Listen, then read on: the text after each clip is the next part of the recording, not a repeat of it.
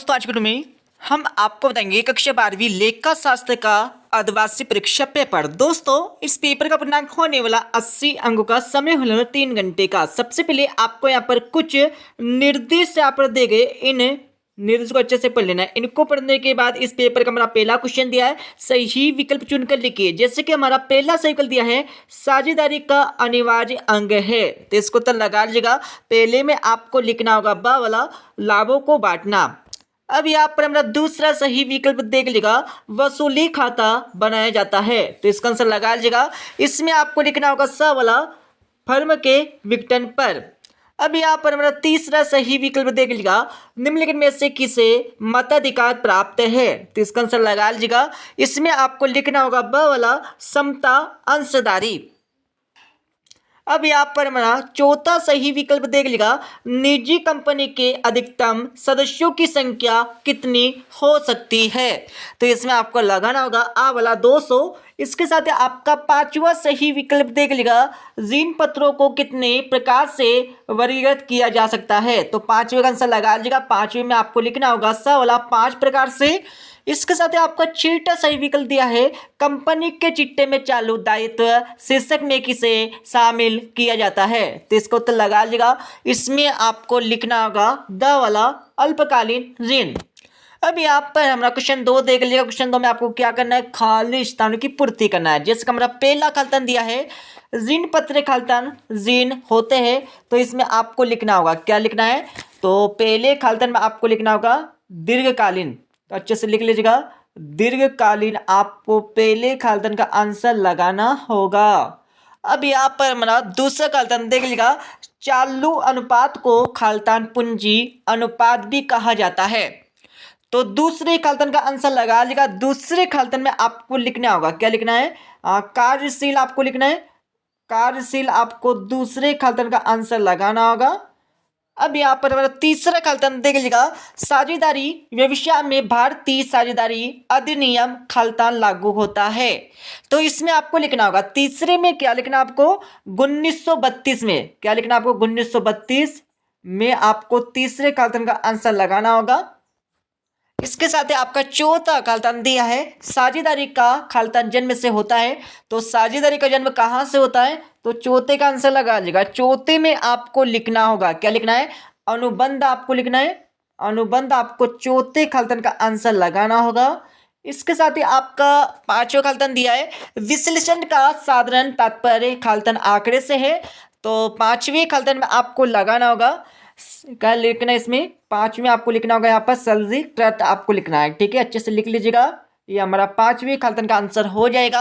अब यहाँ पर हमारा छठा खालतन देख लीजिएगा, प्रतिपादन का तात्पर्य खालतन आंकड़े से है, तो छठे का आंसर लगा लीजिएगा। छठे में आपको लिखना होगा वर्णित आपको लिखना है, अच्छे से लिख लीजिएगा। ये हमारा छठे खालतन का आंसर हो जाएगा। इसके साथ ही आपका सातवां खालतन दिया है, बेचे गए माल की लागत बराबर खालतन माइनस सकल लाभ, तो इसमें आपको लिखना होगा, क्या लिखना है, शुद्ध विक्रय। आपको इसमें लिखना होगा साथ में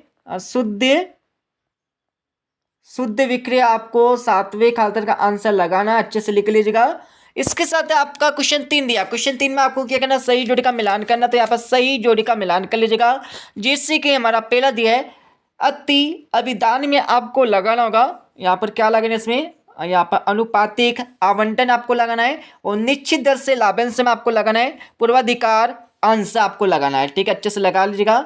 इसके साथ आपका तीसरा दिया, समता अंशदारी में आपको लगाना है, कंपनी की आधारशिला, सॉरी यहाँ पर कंपनी के स्वामी आपको लगाना है, ठीक है। और चौथा आपका दिया पूर्वाधिकार अंश में आपको लगाना है, तो चौथी में आपको लिखना होगा पूंजी वापसी की प्राथमिकता। और पांचवा आपका दिया है पार्षद सीमा नियम में आपको लगाना है, तो पांचवी में आपको लगाना होगा कंपनी की आधारशिला।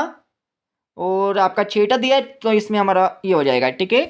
इसके साथ ही यहाँ पर क्वेश्चन 4 में क्या पढ़ना आपको, मतलब क्या करना है, इसमें आपको एक शब्द अथवा एक वाक्य में उत्तर लिखना होगा। जैसे कि हमारा पहला दिया है, फर्म द्वारा साझेदारों की पूंजी पर ब्याज कब दिया जाता है, तो इसमें आपको लिखना होगा फर्म को लाभ होने की दशा में, तो इसका आंसर आपको मिल जाएगा इस वीडियो के लास्ट में अच्छे से।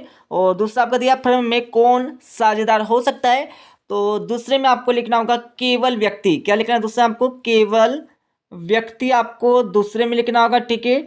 अब यहाँ पर हमारा तीसरा देख लीजिएगा, त्याग अनुपात की गणना क्यों आवश्यक है, तो इसका आंसर भी आपको मिल जाएगा इस वीडियो क्लास में। चौथा आपका दिया है, नए और पुराने अनुपात का अंतर क्या कहलाता है,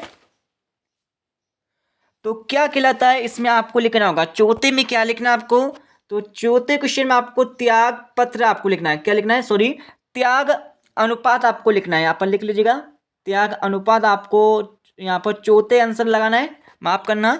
और पांचवा आपका दिया, नए चिट्ठे में कौन सा कोष नहीं दर्शाया जाएगा, तो इसमें आपको लिखना है, क्या लिखना है, जब फर्म का, सॉरी, यहाँ पर आपको पांचवें लिखना होगा सामान्य संचय। पांचवें में क्या लिखना है आपको, यहाँ पर अच्छे से लिख लीजिएगा, तो पांचवें आपको लिखना होगा सामान्य संचय, आपको पांचवें यहाँ पर क्वेश्चन का आंसर लगाना है। अब यहाँ पर छठा देख लीजिएगा, वसूली खाता कब बनाया जाता है, तो कब बनाया जाता है इसमें आपको लिखना होगा जब फर्म का विघटन होता है।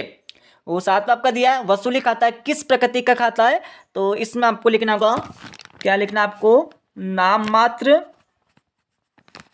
खाता, आपको सातवें का आंसर लगाना है, ठीक है। इसके साथ आपको क्वेश्चन नंबर 5 दिया जिसमें आपको सत्य असत बताना है। तो पहला आपका देख लिया, अग्रिम मांग अंश पूंजी का एक भाग है, बिल्कुल नहीं है, हमारा सत्य हो जाएगा। दूसरा आपका दिया, दूसरा हो जाएगा आपका असत्य। तीसरा क्या पूछा है, ऋण पत्रधारी कंपनी के सदस्य नहीं होते, बिल्कुल नहीं होते, सत्य हो जाएगा।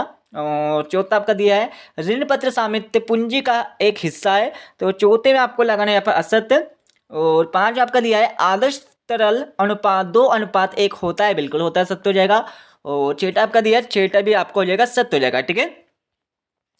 अब यहाँ पर क्वेश्चन 6 में आपको क्या करना है, दो नंबर क्वेश्चन पूछे हमारे, लाभ की गारंटी से क्या से, अब तो क्वेश्चन आपका देख लेगा, साझेदारी संलेख से क्या आशय। अब यहाँ पर हमारा सातवां क्वेश्चन देखेगा, एक साझेदार के निवृत्त होने के 2 कारण आपको बताना है। अब तो क्वेश्चन आपका देख लेगा, आंतरिक कोष के आपको 2 मुद्दे आपको लिखना है, ठीक है। अब यहाँ पर सातों क्वेश्चन देख लेगा, वार्षिक से क्या से समझाइए। तो क्वेश्चन आपका दिया है, वसूली खाते से क्या से।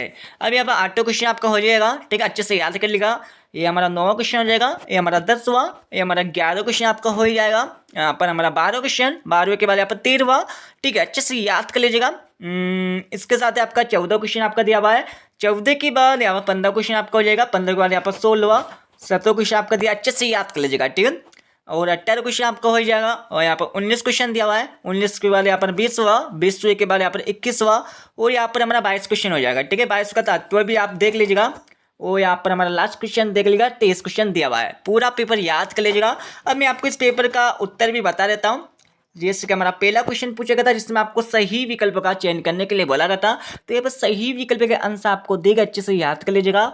और ये हमारा क्वेश्चन 2 के आंसर हो जाएंगे जिसमें आपको खालिस्तान उनकी पूर्ति करने के लिए बोला गया था। और क्वेश्चन 3 में आपको सही जोड़ का मिलान करने के लिए बोला गया था, ठीक है।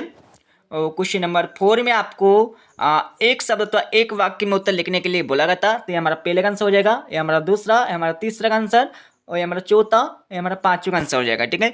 5वें के बाद यहाँ पर नीचे 6ठा 7वां का आंसर हो जाएगा। इसके साथ आपका क्वेश्चन 5 में आपको सत्य और असत्य लिखने के लिए बोला गया था, तो हमारा सत्य असत्य का आंसर हो जाएंगे। अब दोस्तों आपके जितने भी क्वेश्चन नंबर 6 से लेकर 23 तक यहाँ पर आंसर छूट गए, हम आपको अगली वीडियो में प्रोवाइड करवा देंगे, ठीक है दोस्तों। मिलते हैं अगले वीडियो में। जय हिंद, वंदे मातरम।